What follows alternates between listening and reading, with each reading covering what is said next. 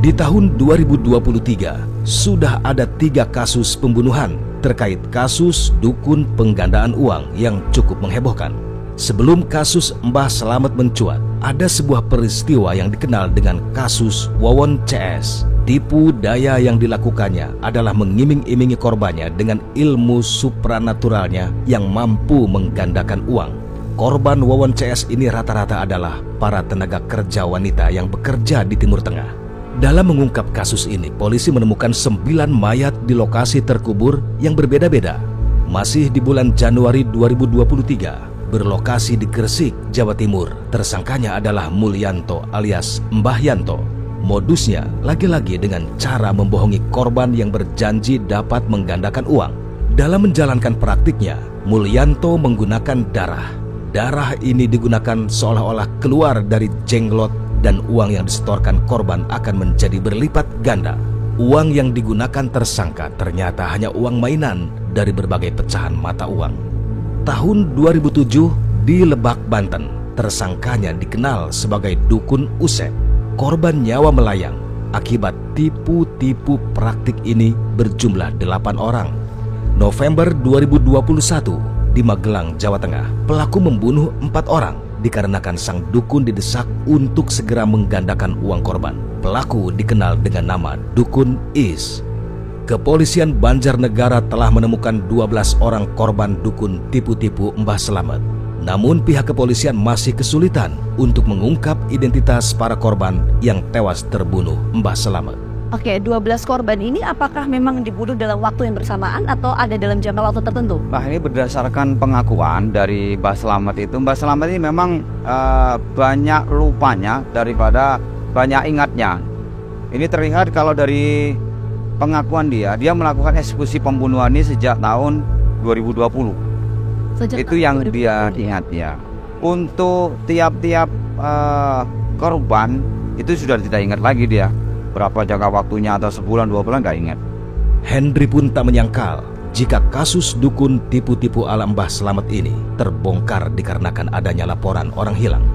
Tadi ketika korban menyampaikan hal itu kepada anaknya, emang ada kekhawatiran apa, Pak? Kok sampai? Kalau analisa kita gitu kan, analisa saya bahwa si Paryanto ini, PO ini khawatir karena apa?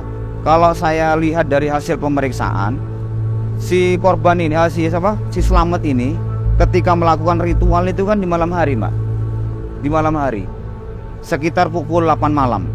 Nah, itu kan sudah merasa kok malam-malam diajak ke hutan. Dari rumah menuju ke TKP itu kan 1,5 km, kan jauh. Apalagi malam-malam. Ada kecurigaan. Jelas otomatis kan.